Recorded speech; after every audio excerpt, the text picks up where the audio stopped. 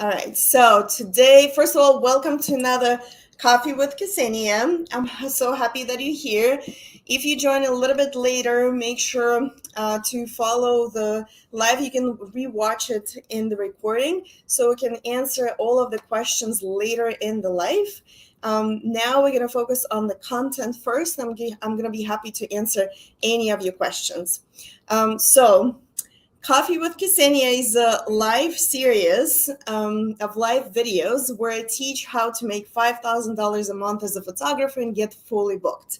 And today we're going to be talking about a very important thing, how to charge what you deserve and start competing on price. Okay, my name is Ksenia Pro. I'm a photography educator, and today's theme is very important. So remember that. I'm going to say it one more time: how to start charging what you deserve and stop competing on price.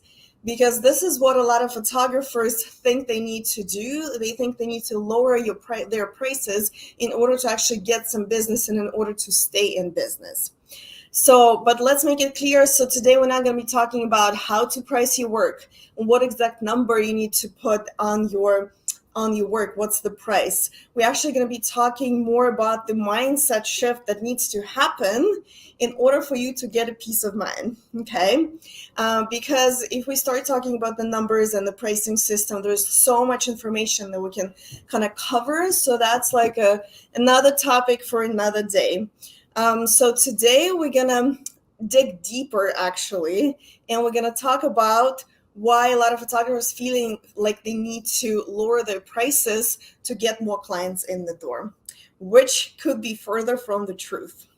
Okay, it does not mean that you need to have to be the cheaper photographer in town to get more business. Yes, you will get booked, but at what cost? Okay, so this is very important. And also today we're going to break down one of the other concepts that you might have heard about.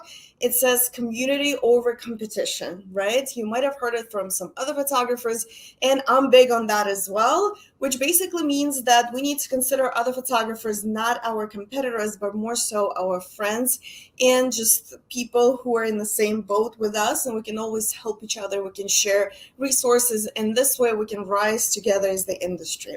All right. So let's talk about why would you even want to shift your mindset and what benefits that will give you if you stop thinking that you need to compete on price with all of the other photographers and you actually can focus on some of the other things that you can be doing in your business. So number one, you will stop focusing on what other people or other photographers are doing or not doing, and instead you will invest that time, resources, your energy into actually developing some new skills that will help you grow your business. Or you will be focusing that time and energy on better serving your clients, which will give you better business, better clients, or more clients. So that will increase your income eventually. Or you will actually come up with new business ideas that does not depend on what other people are doing in your industry, okay? Because this is more important to focusing on your own business and what actually makes sense for your current situation rather than seeing what other photographers doing who've been doing it for 10 years. Somebody else was doing it only for 6 months. You cannot compare yourself on the same level to those people, okay? Number two, like I said, you need to stop comparing yourself to others because this will lower your anxiety level first. And second of all, you're actually gonna, release that energy and move it to some other place in a more positive way so you can actually make something beautiful happen in your business. I see more people joining us today, and I'm so happy to see all of you guys here. So if you have any questions, make sure to leave them towards the end of the live stream. I'll be happy to answer your questions. But for now, we're going to be focusing on the content. And today we're talking about how to start charging what you deserve and stop competing on price with other photographers. Just a quick recap for those of you who just joining. So the other benefit, you would actually build a community around yourself of other photographers, and that's a beautiful thing to happen, and it will have many more benefits that you might not see right now, because once you're actually friends or even just like good buddies with some of the other photographers, not only you have someone to talk to and they will understand you about, some things that only photographers can talk about. Forget camera gear, but you need to complain about that one client that, you can't stop thinking about, and only another photographer will understand you on the same level.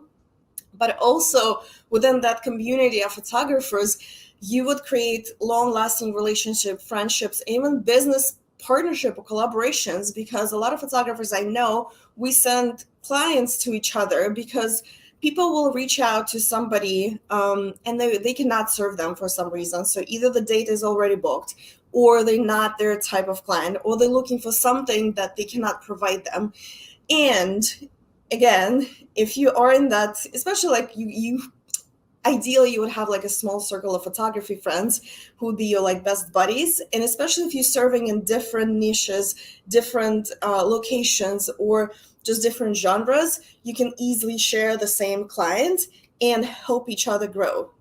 And I send my clients to a lot of my photography friends, and they love me for that. So there's other kind of like perks and benefits that this situation might have for you, because not only are you going to be sharing clients, but also you can do collaborations in terms of like exchanging headshots. Who doesn't need a new updated headshot? And we as photographers are the worst at that, because yes, you can take your own headshot, but it's not the same way like somebody else could take your headshot. Or forget about the headshot, it could be like you can swap like family sessions and all of these kind of services with other photographer. Okay, so building a community is a much more beneficial thing rather than competing on price with other photographers.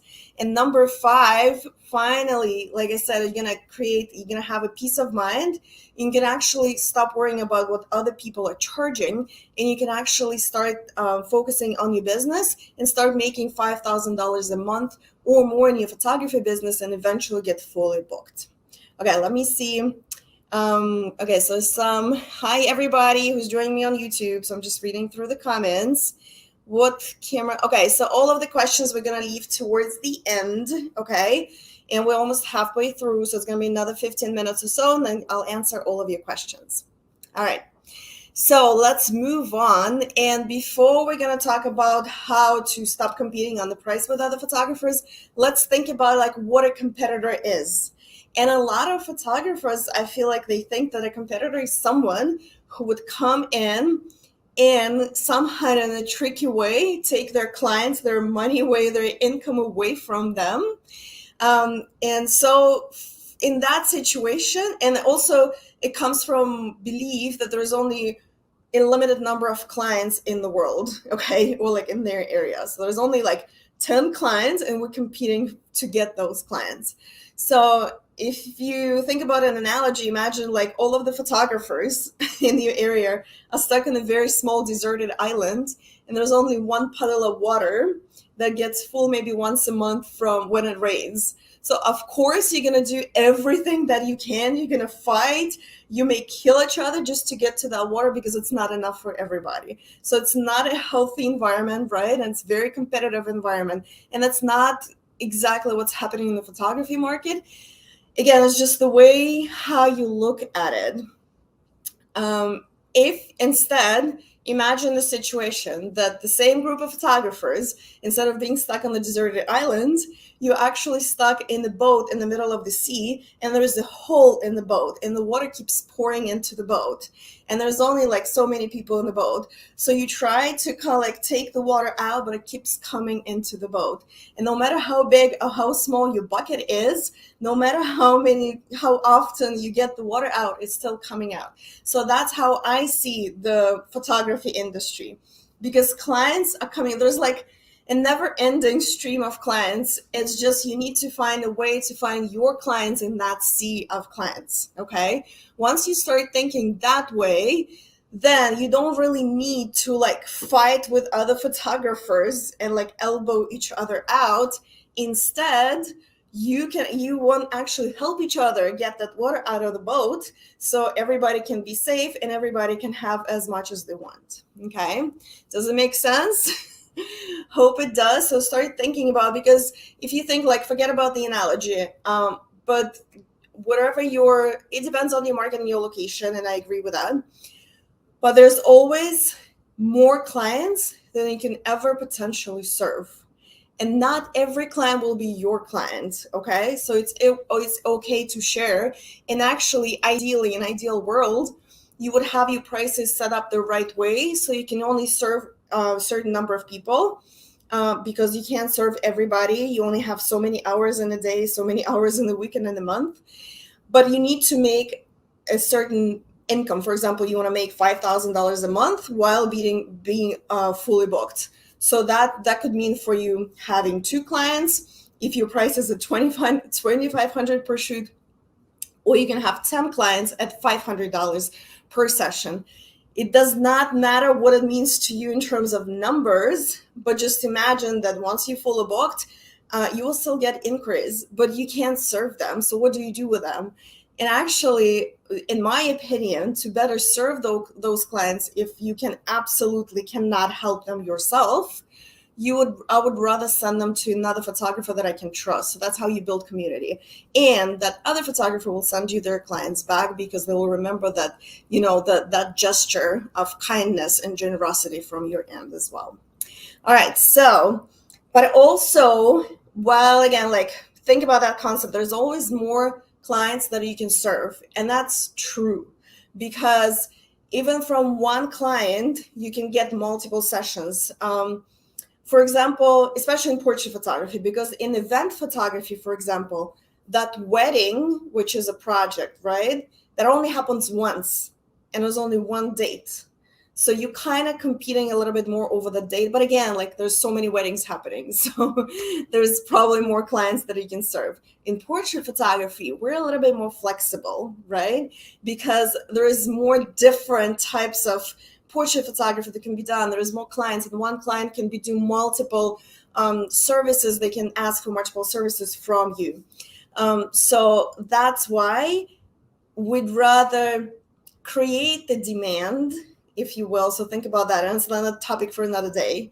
So creating the demand, so you expanding your market. So even from one client, so for example, they came for a maternity session, and then you offer them newborn session, 3 months, 6 months, 9 month, 1 year old session. Then they come for a family session. Then they come for Christmas card session, and so many things that you can sell to them.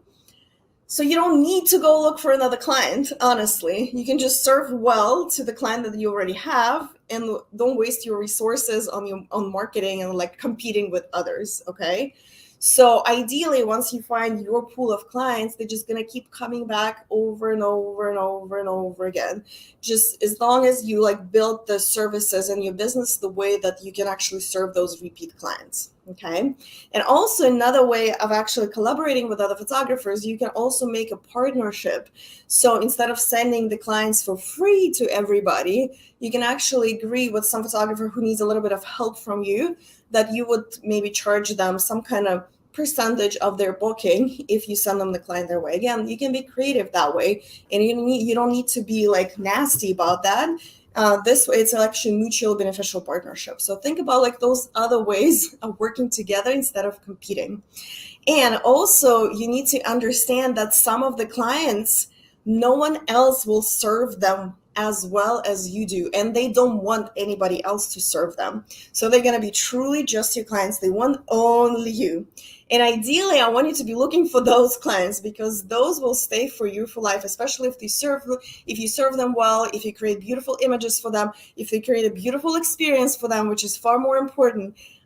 They will stay with you for life. They're going to refer to everybody else, all of their friends. So you're going to get more and more clients in without even needing to go and compete and worry about what other photographers do. You can focus on serving those people well and making $5,000 a month or more, and eventually get fully booked. So you don't even have to worry about other photographers. Okay. And also, I want you to understand that a lot of clients, they choosing a photographer not because of the price. Okay, that's not number one factor for most of the clients. Even for those who have no budget whatsoever, if they still want a nice picture, they will consider price in relationship with the value that you provide. Okay. But a lot of clients would actually, before they even think about the price, they would look at your work. So they'll be considering your work, your style, like your aesthetic. Then they will look at your brand and your personality if they can find information about you online. Okay. So it's important to have good social media presence, and you should have like a decent website that represents you, your personality, your brand, your style, your vision. So it will be easier to translate that idea of what kind of service or what kind of pictures they will get by working with you. So that's very important. So clients consider work, then they consider your brand and your personality, and then they consider offer. And offer doesn't mean just the price. Offer is actually your services, like the package, if you will. So what exactly do you do? What type of photography do you do? What genre do you work with? What style do you work in? How many pictures do you provide? How many hours of a session do you provide? Can they change outfits during the session? How the images can be presented? Is it just digitals? Is it digitals and prints? Can they be like repurposed for, social media, whatever? Where's your location? Where are you located? Do you have a studio, or can you come to their location? And for different clients, there will be different decision-making points. So for example, somebody will be looking for a newborn photography studio so that they come and, you have all of the outfits and all of that, and they don't need to bring anything or don't worry about anything. Other photographers will be looking for somebody who's maybe like a little bit more budget friendly in terms of the prices, but they can go get their own stuff on Amazon and somebody will just come take a picture for them. Another client will be looking for in-home newborn photography session because they don't trust anybody. They just want somebody to come to their house, and they think it's a more controlled environment where they will just come and take picture of the new, because maybe they don't want to drive with a newborn, because newborn babies, they have their neck undeveloped, so it could be kind of dangerous in a way, putting them in the car seat for a long ride. So some parents would just consider doing that. So see how many decision-making points, because different people has different priorities and different ideas. And yes, there will be some clients who will be shopping by price just because they're so budget conscious, but they still want that, professional photography for some reason. But most clients, they would still consider your work, your brand, your style, your personality before they even consider the price and the offer. Okay. And also make sure that your price that you put on your packages, or however you present your pricing, reflects the value that you provide, because there could be a situation that two photographers, they charge the same price. Let's say it's $1,000. Okay. But one photographer offers maybe 100 pictures and another photographer offers 10 images. And again, what's the value? And the value will be different for different client. Okay. So that's the tricky part. It's easy to think, so the more the better, right? But sometimes it's not true, because more images means there's less work per image. And more likely, at least for me, like if I have 100 images from a photo shoot, I will less likely to look at each of them individually, okay? Versus when I have 10 images that are beautiful, they're like the cream of the crop from my session, they beautifully retouched, and I have enough time to actually enjoy each one of them. And if I want to display them somewhere in my house, I will be able to place all of them because there's only 10. Okay, versus there's 100 that are just, it's either just the original files or they just lightly touched up. But again, it depends what we're talking about. If we're talking about an event and wedding photography, that's different, because 10 images, it's hard to reflect the whole event with just 10 images. But this is just an example for you to understand the concept. So you can charge the same price, but you can provide different value inside the price. And the way the client is shopping, they will be considering both the value versus the price of what you're offering. And again, the term value will be so different for different people. So that's why it's important to understand who would be your ideal client and who would you want to be working with before you even go and create those packages and offers and create your pricing. Okay. So let's just sum it up.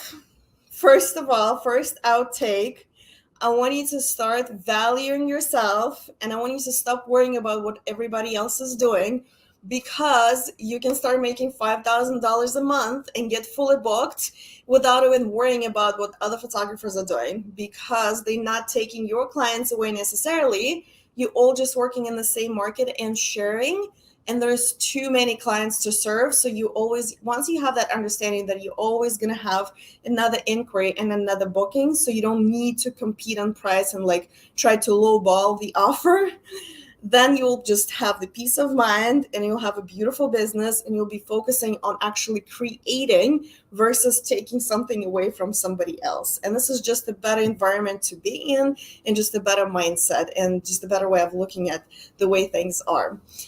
Also, I want you to start thinking about building a community with other photographers, and try to find the nice ways to reaching out to other. If you do want to do that, though, it's not for everybody, but I highly recommend it, because it's great to have kind of like the soundboard that understands you. Because I know we were trying to talk some of the things with our family, our spouses, our friends who are not photographers. A lot of them are not even business owners. Or like for me, for example, I'm a parent and a business owner and a photographer. So I don't really know a lot of people who are the same way, except they're like my photography friends, right? Outside of that photography circle. So talking to somebody who is in the same situation is just so valuable, because you understand each other, you can bounce ideas off of each other. And sometimes after like a quick coffee meet for 30-40 minutes, you will walk away feeling better and lighter, just because somebody understands you. You were able to like verbally process some of the problems you might experience in your business with your clients. So that helps just to kind of like talk it out, kind of like imagine it's like a therapy session, kind of like what we're doing today in a way. And then also you would have that, that another person who's doing the same thing that you do. And especially if you have a partnership together, some kind of collaboration together, is just a beautiful thing to have. So seriously consider reaching out to other photographers, inviting them for coffee meets, complimenting on their work, following them on social media, not trying to be jealous of what they have achieved, but actually learn from them and use them for inspiration. See if you can be useful to them, and this way you will find how to build a relationship that's actually beneficial for both of you, or for all of you. All right, so if you think that this live was helpful to you, please, pretty please, make sure to comment under this video. That was very helpful. Please share more. Give me thumbs up if it's on YouTube. Give me hearts right here in the chat if it's on Instagram. And I'm open to your questions. We have another few minutes, so I can talk to you about anything that you have a question about. So let me see if there's any question. There was one question on YouTube. Okay, so Caleb's Family Adventure says, may I ask what camera lens is your favorite to use in your portrait photo shoot? So in portrait photo shoots, depending where we're shooting and what type of session it is. So if I'm in the studio, my studio is not like super big, okay? So most of the time, 24-70, 2.8, and I shoot Canon, so it's a Canon lens. That's more practical for me in the studio environment. I also like to use 35 1.4 Art by Sigma, and I have a 51.4 by Sigma, so it's like a little bit on the wider side, not so much portraity lens. However, when I'm outside and I'm like unlimited in space, right, I like to take my big guns out, because I really enjoy that compressed look that 70-200 gives me, especially for close-up portraits, family portraits, to get those dreamy kind of like bokeh backgrounds. So I like to shoot 70-200 2.8. It's a Canon lens in my case, but again, like if you're on Nikon, you can use Nikon variation of it and all of this. Okay. Okay, I see that people say, Winsome says that was very helpful. Thank you very much. Make sure to spread the word, you guys. If you have any photography friends, or if you have somebody who, if you have a social media channel, make sure to repost, because I want to help as many people as possible. And if this information is helpful for somebody just in a little way, that's already a big win for me. All right, any more questions? I'm here for you. Let me get some coffee.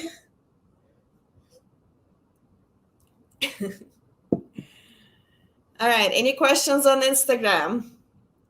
It's a little quiet today. I think everybody's like at work and not a lot of people actually watching. Well, let me know. So what, okay, let me ask you a question. Let's do it that way. So we get some, okay. So, ooh, actually I have a question. So when someone says, what do you do if you don't get a client's vision for a photo shoot? How do you pass? How do you pass? So you mean when they don't send you, they don't tell you exactly what do they want for the, in terms of like the creative, the outfits. So I always, well, it's highly recommended that once you get a client, make sure to get as much information as possible for what they actually looking to do, because this will give you, even before you get their money, okay? Because sometimes because it's very important to manage expectations first, because people will want sometimes weird things that you cannot provide, and if they're under the impression that they can get it for you for the money that they paying you, you know, you may be in trouble, because that's a potential conflict situation which I'm trying to avoid. So try to get the information as much as possible. Talk to clients, schedule a quick call. Even 15-minute call will be far more beneficial for you sometimes than 2 weeks of exchanging emails back and forth, because you can talk about the creative vision, you can talk about the colors, the outfit, location, all of that, because all of those things are essential for planning a photo shoot. And also at the same time, you not only need that information for yourself to kind of like get mentally ready and like make sure you have everything, and they're getting things ready as well, because every photo shoot's like collaboration between the photographer and the clients. They kind of need to invest their time and their resources to, not just to pay you and like show up and hope for the best. I don't want that kind of clients. But also, when you actually ask all those questions, sometimes clients don't even think about things like, ooh, where should we go, where should we park at that location, you know? And you showing that you actually know what you're talking about and how to plan a photo shoot and how to help them, that would establish your expertise as well. So it's going to build more trust with your client. So when some says in the consultation phase, what if they want something that isn't aligned with what you want to photograph, style wise, etc.? So like we talked about, okay, this is always a choice. First, you can still accept that client because you need the money so bad, so you're willing to do the things that they want you to do even if you don't want to do it. On the other hand, when you feel a little bit more comfortable, when you're actually making the consistent income and you have the stream of clients and you don't need to compete with anybody truly, then you can say to them, hey, I know what you're looking for. It's actually not kind of the thing that I do. However, I know this really cool photographer, a friend of mine, he would be able to help you better. So that's ideally, this is in which situation I would like you to do. And this is what I do a lot. I don't want to take every single client, especially if they ask for things that I hate doing. So I don't take like any baby photo shoots or anything that I feel like the client is like problematic, or they ask for things that are unrealistic. Like I'm just being honest, and I'm like, look, I know that, you know, you have all those ideas, but unfortunately I don't think I'm the right photographer for you. You can say that, or you can say I don't really do the things that you're asking to do, I don't have the resources for that, all of those things. Okay. So Nikki Rasta says, which way is easier to reach out for client? For me, still people talk about me, let's say like that. Social media, not the best way, my experience. Okay. Okay, let me figure out your question one more time. Which way is easier to reach out for? You mean where to find clients? Is that what you're trying to ask, Nikki? So we actually talked about on one of my other lives, if you want to go rewatch some of the other videos that I have, and I'm probably going to create more content on that. But basically, you need to figure out, and it's going to be different for everybody. So if social media is not working for you just yet, okay, and it doesn't mean that it's not going to work for you in 3 months from now if you're going to keep doing it consistently, because that's the trick. Everybody wants the result like okay, I made a post today, I want 5 clients tomorrow. Unfortunately, it does not work like that. Okay. Sometimes there's a level of unpredictability, first of all. Second of all, it takes time to build like the client base, the following base, and to actually spread the awareness about your services. So it's far more important to be visible and to be able, so for the client to be able to find you, okay, rather than actually actively, messaging everybody, hey, do you need a photo shoot tomorrow? I'm free this week. That sounds a little shady. However, so that's why you need to have multiple channels on how you get those clients. And we talked about it, I think it was this week on Tuesday. So you need to have a website that brings clients in, and you can focus on building your website that is like SEO optimized, so you can actually get the traffic. And another great resource from Google is My Google Business, or I think they renamed it somehow, so it's maybe a different name right now, but basically it's like the Google listing of your business. And this is a great resource to have to bring new leads in, new clients in, because people will be searching, for example, photographer near me. And if you are linked in their area, if you like located in their area, because you can like link your address, you will pop in the top of the results. Okay. No matter how good or bad your website is, it just depends on, your Google My Business listing, which is much easier to build. And also it will depend on the proximity of your location to the place where the search is coming from. So this is highly, highly recommended to actually look into that if you haven't already. And also make sure that you have a variety of channels where the potential clients can find you from. And number one tip for you is actually focus on the people that you already know, and focus on the people that these people know. So focus on your network, because it's easy to try to get those strangers on the internet who would potentially want to work with you, instead of, think about it, like those people who they already know you, they love you, they somewhat trust you with, if you go to offer them a session, because they know you. So that's just easier to trust you. So see if you can actually work with your immediate network, or somebody like a friend of a friend or a colleague of a friend. Okay. That would be like a little bit easier for you to actually start it. Okay, thanks. Chris Carling says if this is the hottest photographer on YouTube. Thank you. Okay, do you guys have any more questions? Let me see. Okay, Sylvia Veranda is asking, what are you pocketed? I don't know what that means, actually. If you can let me know what it is, I'll be happy to answer you. So Tracy Ross is asking, when you do maternity portraits, do you use flash or just the ISO? It depends. I do both. So if I can get away with the natural light, and in my studio there's plenty of natural light right now.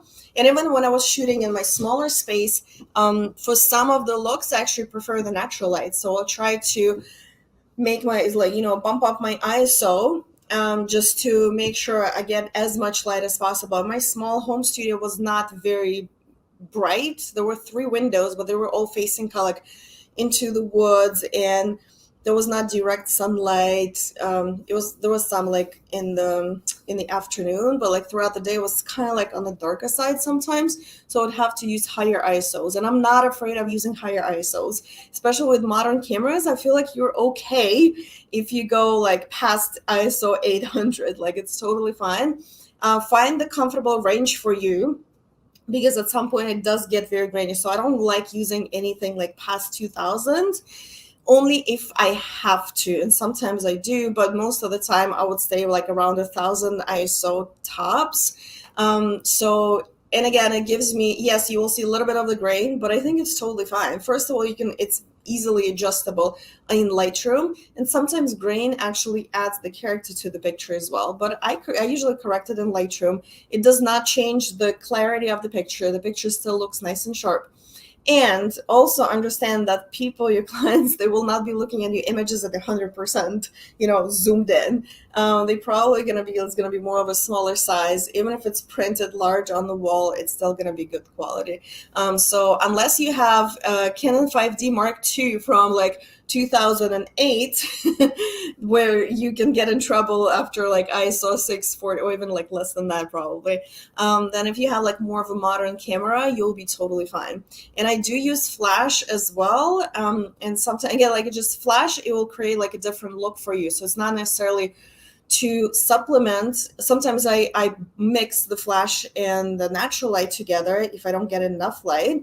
And sometimes with the flash, you can just create a different type of lighting. So I kind of use them for different reasons. However, I need to say that when I have like darker skin clients, I tend to use more flash just because it's more flattering with colors, with just like how the skin tone is more evenly lit and it makes the skin kind of like looking, I don't know, more glowy and like glamorous in a way. And it's like when I use flash in the right way, it also makes it easier for you to edit later. But again, natural light creates a little bit more character if you use directionally. So there's, depending like what are you trying to achieve in terms of the picture. Okay. Thank you, Tracy, for your question. Hope like you found my answer satisfying.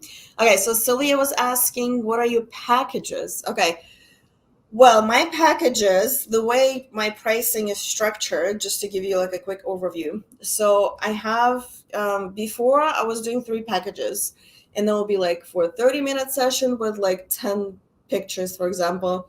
There will be like an hour session with 20 pictures. There will be an hour and a half session with like 30 images.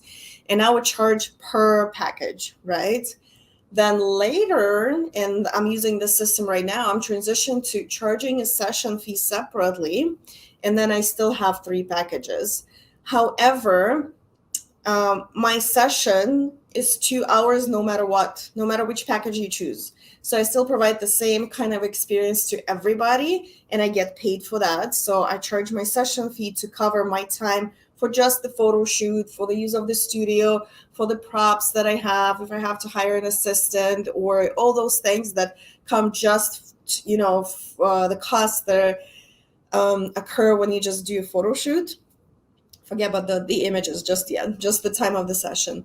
And then I make most of my money when I actually sell the images. So the session fee does not include any images. So the images have to be purchased separately. And I have, again, 3 collections. So it's 10, 20, and 40 images. And this is when I make all of my money basically off of the session. So I make a little bit of money. I just cover my kind of cost and my time from the session fee. And most of my income comes from selling the images, because there was no case in my career when people didn't want the images after their session.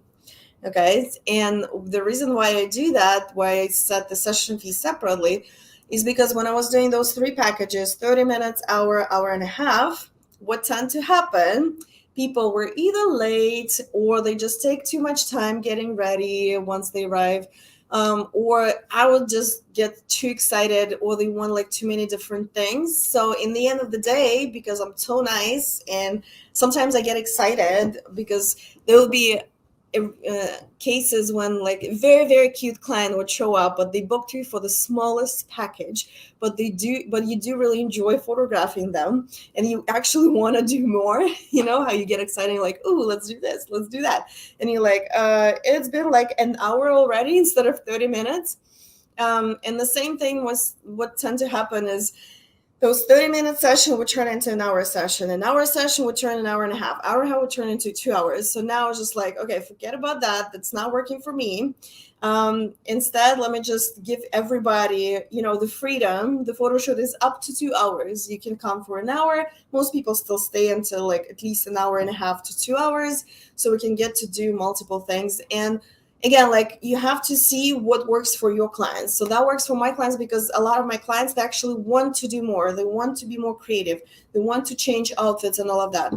For example, if you're working with someone who not necessarily like into the pictures as much, and they just want to get like updated images and walk away, maybe a shorter session will be more beneficial for them. Okay. So longer session doesn't mean better. Again, coming back to value. Value is like, it's perceptible, right? So it depends like how you look at it. So for some people, like 30 minutes, or if you can knock out a great headshot in 15 minutes, that would be ideal for all those busy corporate people as CEOs and just anybody who, if they don't have a lot of time, but they really need that one updated headshot. All right, any more questions for me? If not, I'm going to give you like 3 seconds and I'm going to let you go.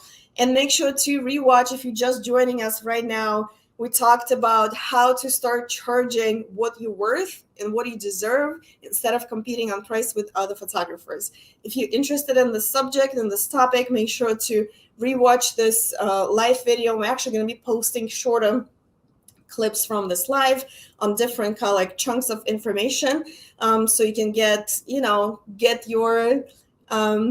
your head spinning and turning in the right direction, and hopefully you're going to change your mindset into being in a better place so you can actually find your business more peaceful, more profitable, and just something that makes sense for you, because everybody's different, and I'm not saying that the same business model will work for somebody else. So you have to find kind of like the balance in your own business and your own life.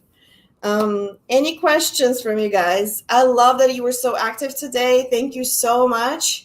And from now on, we're actually going to be doing it twice a week. We're going to go live on Tuesdays and Thursdays. And my next live is going to be on Tuesday. Let me see what time. I think it's 1 p.m. because I still have to like figure out the scheduling. Yes, so on Tuesdays, we're going to go live at 1 p.m. Eastern time. And on Thursdays, we're going to go live a little bit later at 3 p.m. Eastern time. So you can even add it to your little calendars just so you come meet me here. And I'll be here whenever you have a question. Also, make sure to follow me on my new Instagram account at Ksenia Pro Education. This is the account just for photographers. This is where we post a lot of content. Educational content, snippets of my live videos. Also, I interact with you in the stories, in the messages. But I want you to ask all of your questions in the story so we can actually share the answers, because chances are, I get so many questions that are like about the same thing. And chances are, if you ask that question, there's like maybe 10 more people who have the same question, but they're too shy to ask somebody, okay? So it's very beneficial if you actually ask the question. So I'm gonna open the question boxes every day on my Instagram account, which is at Ksenia Pro Education, where you can type in your question. I will post the answer so that other people can see it as well, because you never know who it will help today, tomorrow, the day after, okay? And again, my goal is to help as many photographers as humanly possible with me being just me. If you know any photographer who would be, interested in joining our lives or follow me on my Instagram, or maybe watching some of my YouTube videos, please do share. Like we talked about today, community over competition. And again, like my goal is to educate as many photographers so you can get out of that, rat and like getting out of your head, start making at least $5,000 a month as a photographer or more, get fully booked, get the life that you deserve, that you're actually dreaming about, and also elevate other photographers and elevate other people so we can all grow as the industry and create a beautiful professional environment to be working in, because that's the bigger why, the bigger goal. And that's going to be just wonderful for everybody. All right. If no more questions, going once, going twice, going thrice, going 3 times.